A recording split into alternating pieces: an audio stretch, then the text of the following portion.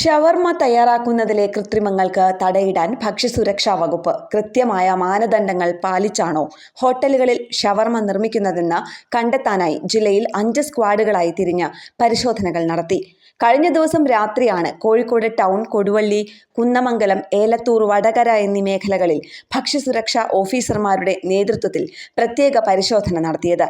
പരിശോധനയിൽ മാനദണ്ഡങ്ങൾ കർശനമായി പാലിക്കാത്ത സ്ഥാപനങ്ങൾക്കെതിരെ നടപടി സ്വീകരിച്ചിട്ടുണ്ട്. ഫൈൻ അടയ്ക്കുന്നതിനുള്ള നോട്ടീസും നൽകി. ചെറിയ ന്യൂനതകൾ കണ്ടെത്തിയ സ്ഥാപനങ്ങൾക്ക് അവ പരിഹരിക്കുന്നതിനുള്ള നോട്ടീസും നൽകിയിട്ടുണ്ട്. 3 മാസത്തിനിടെ 1300 പരിശോധനകളാണ് നടത്തിയത്. 471 സാമ്പിൾ ശേഖരിച്ച് നടത്തിയ ശാസ്ത്രീയ പരിശോധനയിൽ 48 ഭക്ഷ്യവസ്തുക്കൾ നിലവാരമില്ലെന്ന് കണ്ടെത്തി. ബിരിയാണി, ഇറച്ചി വിഭവങ്ങൾ, മന്തി എന്നിവയിലാണ് കൃത്രിമ നിറം ചേർത്തതായി കണ്ടെത്തിയത്. സ്ഥാപനങ്ങൾക്കെതിരെ ഭക്ഷ്യസുരക്ഷാ വകുപ്പ് നിയമ നടപടികൾ ആരംഭിച്ചു. ശ്രദ്ധ വേണം. ഇറച്ചി, മുട്ട, ഇറച്ചി വിഭവങ്ങൾ തുടങ്ങിയവ റിസ്ക് കാറ്റഗറിയിൽ വരുന്ന ഭക്ഷ്യവസ്തുക്കളായതിനാൽ വൃത്തിയായി കൈകാര്യം ചെയ്യണം. അല്ലാത്ത സാഹചര്യത്തിലാണ് ഭക്ഷ്യവിഷബാധയുണ്ടാകുന്നത്. മുട്ടകൾ പാസ്ചറൈസ് ചെയ്തതിനു ശേഷം മാത്രമേ മയോണൈസ് നിർമ്മാണത്തിന് ഉപയോഗിക്കാവൂ. ഇറച്ചികൾ ലഭിച്ച ഉടനെ വൃത്തിയായി കഴുകി മസാല പുരട്ടി ഫ്രീസറിൽ സൂക്ഷിക്കണം. 2 മണിക്കൂറിൽ കൂടുതൽ ഇറച്ചി സാധാരണ ഊഷ്മാവിലിരുന്നാൽ അവ കേടാകും.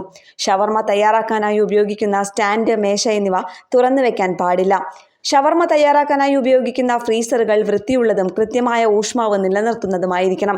ഭക്ഷണം തയ്യാറാക്കുന്നവർ ഹെയർ ക്യാപ്പ്, കയ്യുറ, ഏപ്രൺ എന്നിവ ധരിക്കണം.